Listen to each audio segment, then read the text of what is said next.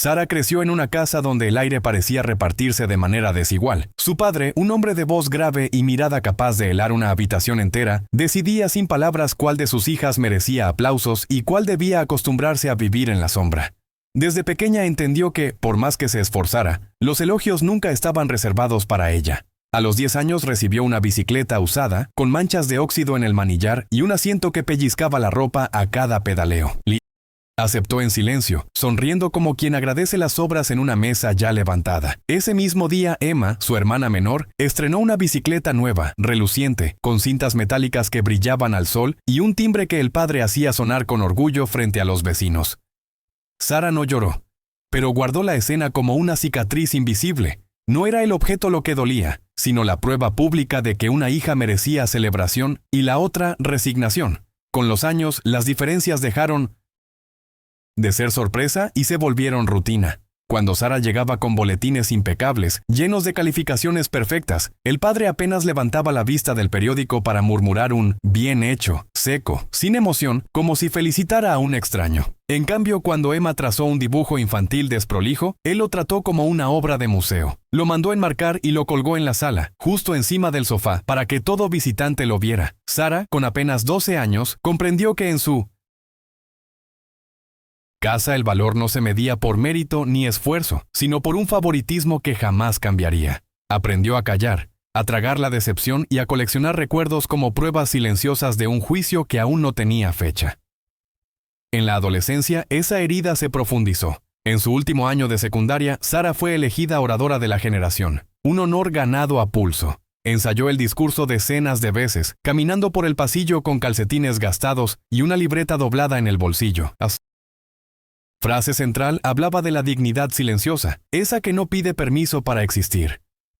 El día de la ceremonia miró varias veces hacia la fila reservada a los familiares, pero el asiento de su padre permaneció vacío, prolijamente vacío. En ese mismo instante, él estaba en un teatro de barrio, sosteniendo un ramo barato para Emma, que bailaba en tercera fila. Sara habló con firmeza, recibió aplausos sinceros de profesores y compañeros, y al salir, su madre le dijo: «Él te ve a su modo».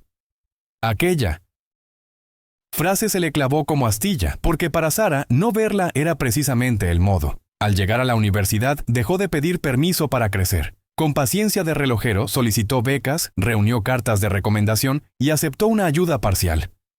El resto lo cubrió con 3 trabajos: mesera por las tardes, auxiliar en una oficina gris por las mañanas y tutora de matemáticas por las noches. Cada dólar tenía destino: matrícula, libros de segunda mano con subrayados ajenos, un cuarto pequeño, con cama estrecha y lámpara que zumbaba cuando hacía calor. Mientras tanto, Emma saltaba de carrera en carrera como quien cambia de playlist: comunicación, diseño, psicología y otra vez comunicación. El padre lo llamaba buscarse a sí misma y firmaba cheques que sumaban más de $100,000. La balanza nunca había estado tan desnivelada, y Sara lo sabía. Un día, Sara decidió regalarle al padre un reloj vintage que había restaurado en secreto con un relojero del barrio.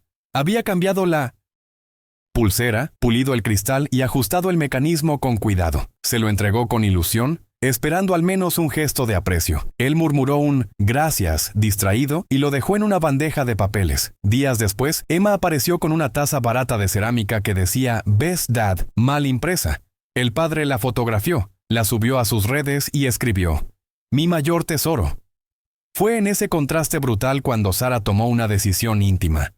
Su vida no se mediría más en la escala torcida de su familia, sino en la paz de cerrar los ojos sabiendo que nada había sido limosna. Conocer a David fue como encontrar un banco firme en medio de un puente tambaleante. Él no llegó con discursos, sino con una calma que contrastaba con la ansiedad del mundo. Ingeniero de profesión, acostumbrado a resolver problemas sin levantar la voz, escuchaba más de lo que hablaba. La primera vez que salieron, Sara le contó sobre sus 3 trabajos, los cafés recalentados y la lámpara que nunca dejaba de zumbar. Por post. Primera vez alguien la veía sin compararla con Emma, sin usarla como espejo. Cuando anunciaron su compromiso, Sara creyó haber alcanzado un refugio. El padre, fiel a su guión, reaccionó con frialdad. ¿Tendré que pagar por esto? Ni felicitación ni abrazo, apenas la sequedad de un contador revisando cuentas. Fue un recordatorio cruel de que, incluso en su momento más feliz, el reconocimiento era un lujo negado. Emma no tardó en reclamar el centro de la escena también en el casamiento. Exigió ser dama de honor cuando Sarah ya había elegido a Rachel, su amiga de la infancia que conocía cada pliegue de su historia. La negativa encendió un fuego sordo. Desde entonces, Emma comenzó a infiltrar pequeñas objeciones en cada detalle. Que las flores eran poco finas, que la playlist del DJ estaba anticuada, que el pastel de chocolate no era fotogénico. Hablaba como si fuera productora del evento, y el padre asentía, repitiendo frases que sonaban calcadas de su boca. Sarah tomó nota mental de cada intromisión, no para guardar rencor, sino para entender que su paciencia ya no podía servir de alfombra. La presión escaló durante las pruebas de vestuario. Emma llegó a la boutique con el desparpajo de quien no reconoce límites y pidió ver algo blanco, sencillo pero impactante. Sonrió al espejo con un vestido de encaje y mangas largas, hizo una vuelta mínima y dijo que las reglas eran para novias inseguras. Las vendedoras intercambiaron miradas. Rachel apretó los labios y... Sarah sintió ese nudo en el estómago que conocía desde niña. La certeza de que lo indebido se volvería espectáculo. El padre, al enterarse, no la frenó. Por el contrario, repitió que su hija menor merecía sentirse especial.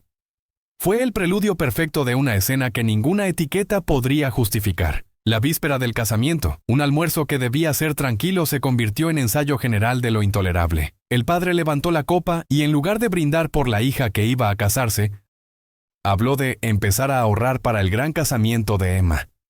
Las palabras cayeron como cubiertos al suelo, metálicas, frías, vergonzosas. Sarah sostuvo la mirada no por orgullo sino por supervivencia, y David le rozó la mano bajo la mesa como diciendo, «Aquí estoy». Rachel, con la diplomacia que la caracterizaba, cambió de tema. La madre miró su plato, atrapada en un silencio que ya era costumbre. Nadie más dijo nada, pero todos entendieron que el día siguiente no iba a perdonar distracciones.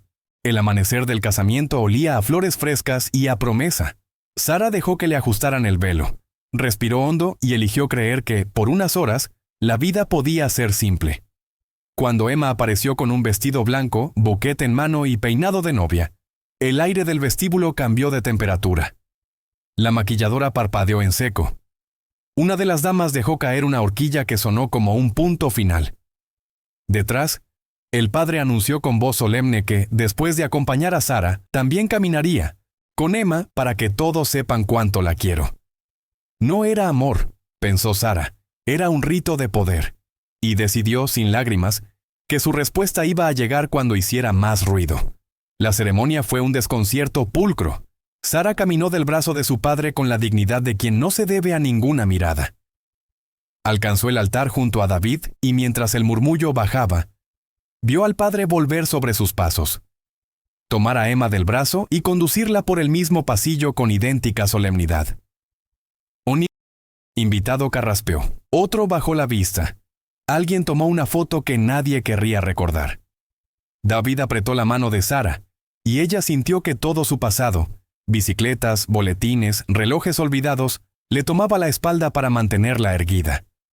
La humillación se convirtió en material de construcción. Un ladrillo pesado, sí, pero útil si una sabe dónde ponerlo. La recepción fue el segundo acto. Emma circuló entre las mesas como anfitriona. Ocupó el centro de cada foto familiar y administró sonrisas, como si cobrara por ellas. El padre tomó el micrófono. 2 frases protocolares para Sarah, una pausa mínima, y luego un elogio larguísimo para Emma, su mayor orgullo. El salón se llenó de aplausos tímidos y respiraciones contenidas. Sarah se puso de pie con calma quirúrgica. Pidió el micrófono y desató un relato que ya no podía posponer. La bicicleta oxidada frente a la nueva.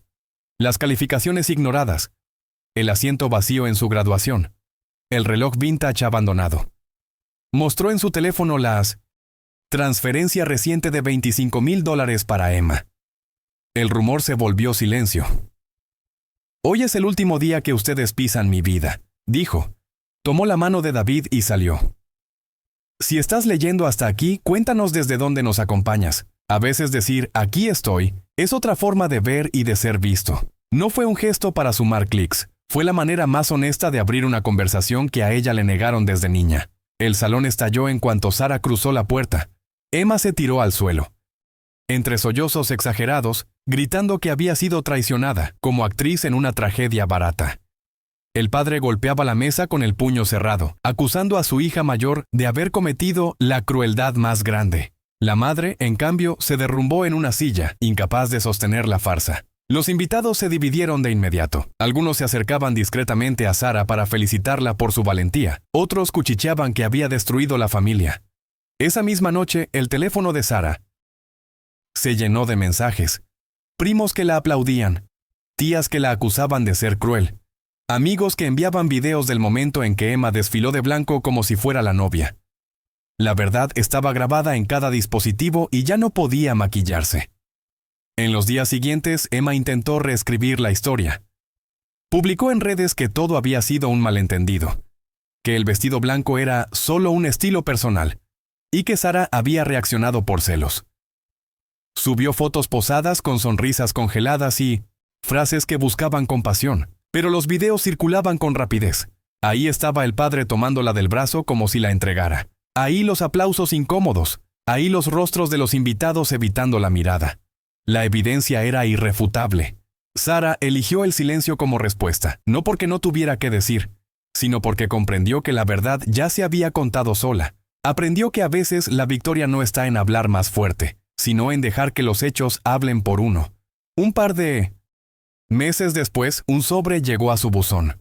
La caligrafía temblorosa y el olor a perfume antiguo la hicieron detenerse antes de abrirlo. Era una carta de su madre, escrita a mano, confesando que había sido cómplice por omisión durante años. Decía que callar era más fácil que enfrentar al padre, pero que ahora, viviendo bajo el mismo techo con Emma, había descubierto la magnitud de sus manipulaciones. Creí que protegerla era guardar silencio, y ahora sé que te abandoné, escribió. Sara leyó la carta varias veces hasta que las lágrimas borraron parte de la tinta. No era un perdón completo, pero sí un inicio. Aceptó encontrarse con ella en un café discreto. Se abrazaron largo rato, hablaron poco, y en ese silencio quedó sembrada una semilla de reparación. Mientras tanto, el padre y Emma se hundían en un círculo vicioso. Emma saltaba de fracaso en fracaso, convencida de que siempre habría un rescate a la vuelta de la esquina. El padre con las sienes grises y la espalda encorvada.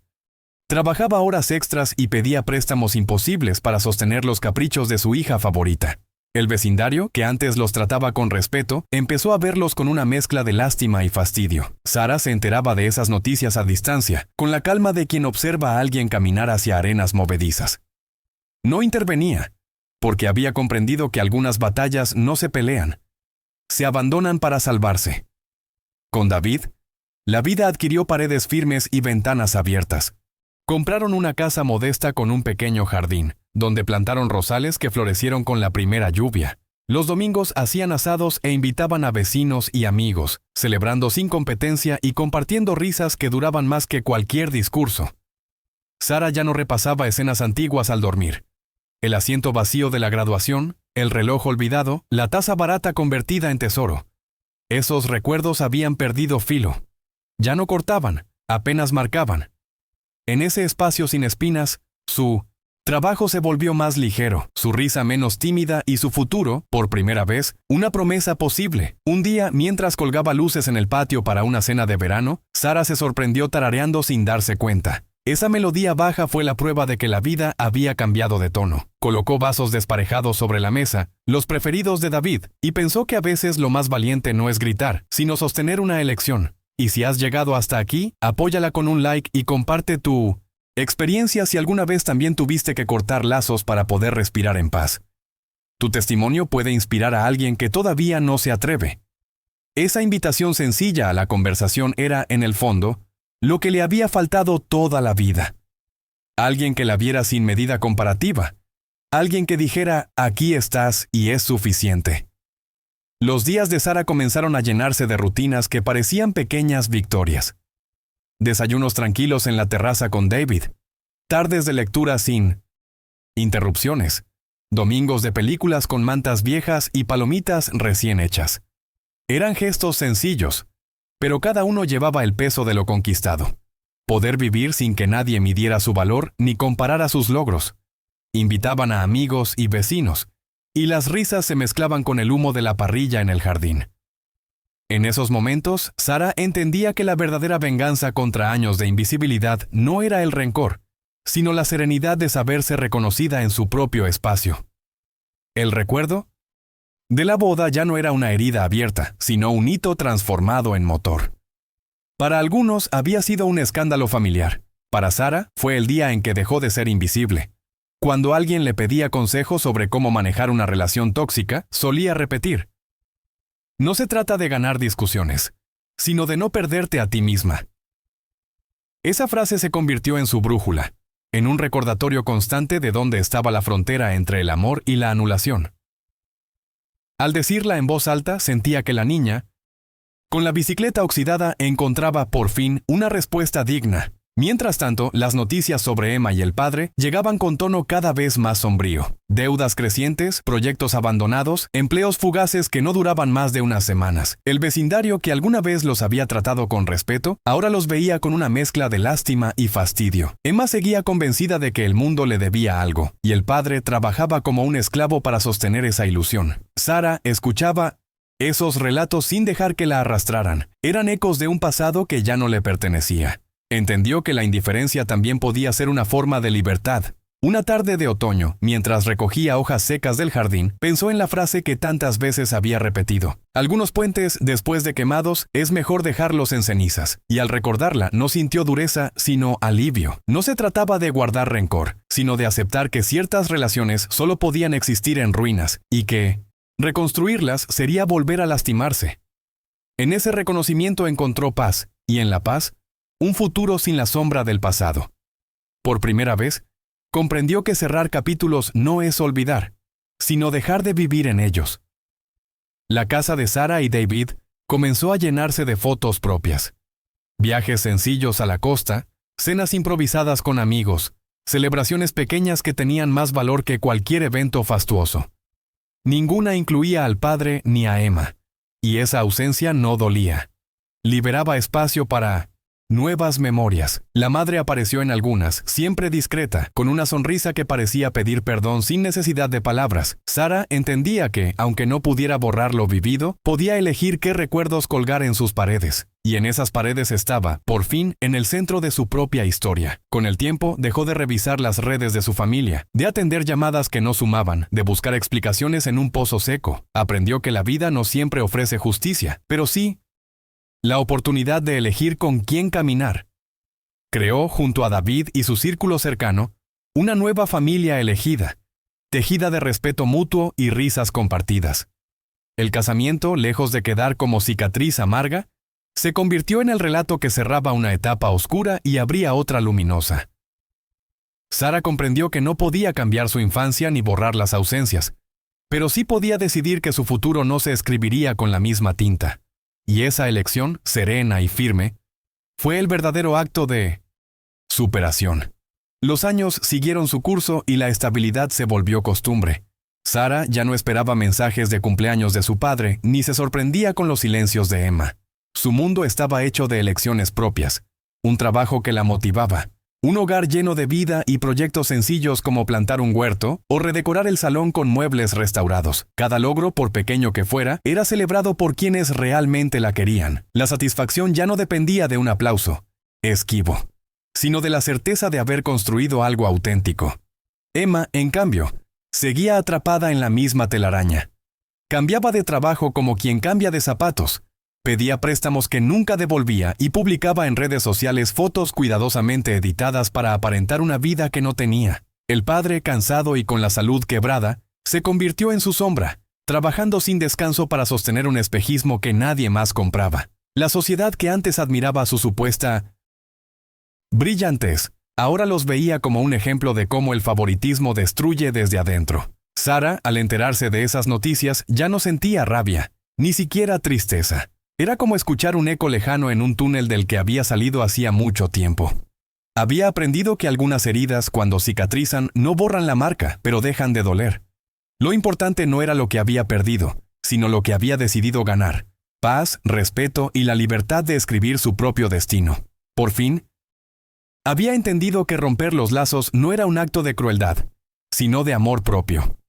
Su madre, poco a poco, encontró un lugar sobrio en su vida. Visitaba de vez en cuando, preguntaba por los rosales del jardín o por el nuevo proyecto laboral de Sara, y lo hacía sin invadir, con un respeto aprendido tarde pero genuino. Esas visitas, lejos de abrir viejas heridas, servían para mostrar que el cambio era posible, aunque nunca perfecto. Sara valoraba esos gestos porque, aunque no podían reescribir el pasado, sí demostraban que al menos una parte de su familia había elegido aprender. Un atardecer, mientras cenaba con David y un grupo de amigos en el jardín iluminado por guirnaldas de luces, Sara levantó la copa y sintió una calma profunda. No pensó en lo que le faltó, sino en todo lo que había logrado construir. Miró alrededor y se reconoció en cada sonrisa, en cada conversación sin competencia, en cada detalle de un hogar donde nadie era invisible.